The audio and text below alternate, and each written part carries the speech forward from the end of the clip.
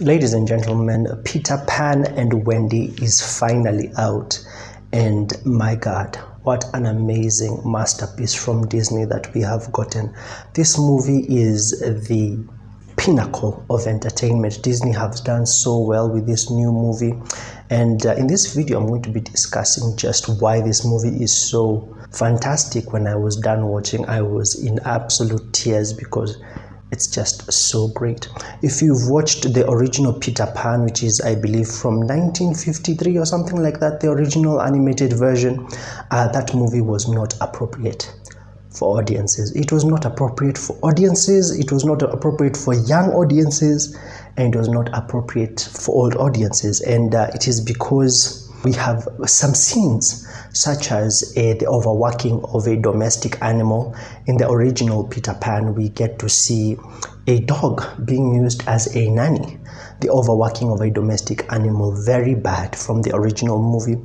We also see Mr. Darling as he ties the dog with a rope to a tree, and then later on you see one of the boys sprinkles fairy dust on this dog, and then the dog starts floating. I mean, my God, you see that dog gets the rope is pulling on. That is dangerous. That is dangerous, and yeah, not appropriate for audiences to be watching. Later on, we get to see the Lost Boys trying to shoot down Wendy. Not very good, not nice, not nice. The mermaids themselves, they confessed that they wanted to, drown Wendy. And later on, you hear the story of how Peter Pan, the hero, decided to cut Hook's hand and feed it to the crocodile. There are man-eating crocodiles in the original animated version. Very, very bad for audiences to watch. We also get to see child endangerment, where we see cannons being shot at the children. We also get to see a part where British people are invading Indians. I mean, come on, is that really good to be watching for a cartoon, a classic animation that people say is very good? I don't think so. And we also get to see a small boy nearly getting eaten by a bear. Then you see Wendy and the boys, they end up going to a place called Skull Island. My God, the original animation is like a horror movie. It's like a horror movie. There is also kidnapping in that movie. You see Peter Pan intimidating the pirate, Mr. Smee, so that he can fool into thinking that he's hearing Captain Hook's voice. Peter intimidating this man. There's man-eating crocodiles in the original animation, and there's also a scene where you see Hook getting hit in the head. He becomes concussed, and you see hot water being poured into his basin. I mean, he gets nearly, first-degree burns, and there's also use of explosives. That movie was quite inappropriate for audiences. But now we have the powerful remake, the powerful new remake by Disney, which is absolutely brilliant. It opens by showing the main character of the movie, who is obviously Wendy. And we also see a photo of Wendy with the mom in the forefront of the photo, and then we see the dad in the background, because we do not want the patriarchy. The patriarchy should go down. We also get to see that the remake has a very dark color palette, to remind you that this movie is actually originally a horror movie. Yes, the cartoon, as I explained, was not appropriate for audiences. It was like a horror movie. So the reason why there's a dark palette in this film is because it is actually a horror movie. You just didn't realize it. But this remake is making it appropriate for audiences. In the original film, we got to see Mr. Darling, the dad of the film, a lot more. There was an opening sequence where we got to see the dad more, but now in the remake we don't get to see the dad, because his screen time has to be limited, because death to the patriarchy. They don't even bother explaining why Peter Pan comes to Wendy's house, because they're trying to save your time. In the original version, they said that Peter Pan went to Wendy's house because they believed in Peter Pan. But in the remake, they don't want to waste your time. I mean, look at the runtime. The runtime is quite short because it's trying to save your time. Yeah. When Tinkerbell arrives at the house, Wendy just flies off the bed because girl power. And color, what is color? Disney does not know what color is anymore. Everything looks very dull. Peter Pan looks very, very dull. He actually looks like a robber. He looked like he was wearing black, and he snuck into the house to actually rob the place. And yeah, bravo to Disney for doing that. That was actually pretty good. In the remake, we don't get to see the dog with the rope around his neck flying, you know, because as I said, this new remake is fantastic. It is brilliant. It is meant for all audiences. Modern audiences will get to enjoy this one. When they start flying, Wendy turns into Neo, yes, because she's in green like the Matrix, and we see her floating above a reflective surface, which is you know, reminding you of when Neo touched the mirror in the first Matrix movie. And you know, Matrix is a masterpiece, so therefore that obviously also makes this movie a masterpiece. When they get to Neverland, there are no rainbows. Neverland looks very dull. It looks like a desolate graveyard where all creativity and color has gone to die.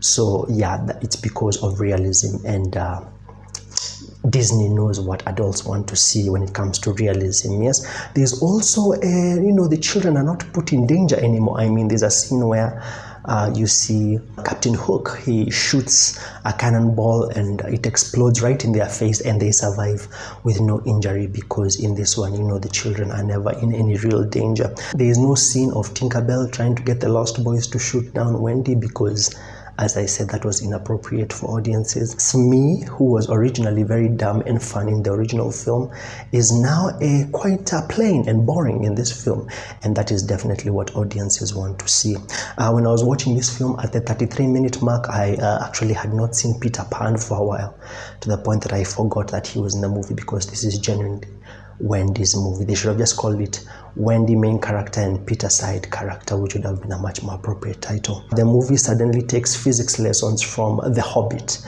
with this scene.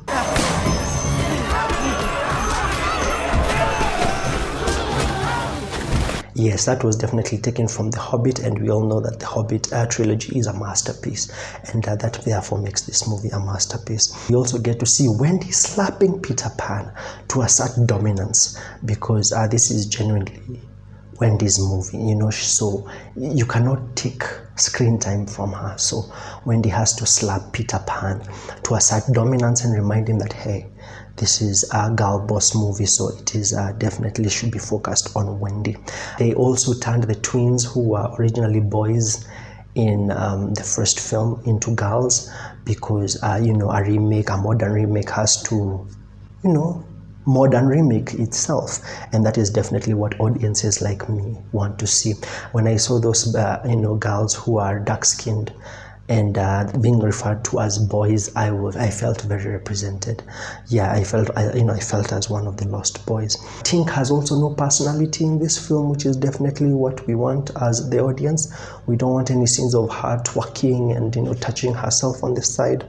Wendy also says that she doesn't want to be a mother because, you know, women don't want children anymore. I mean, who cares about that?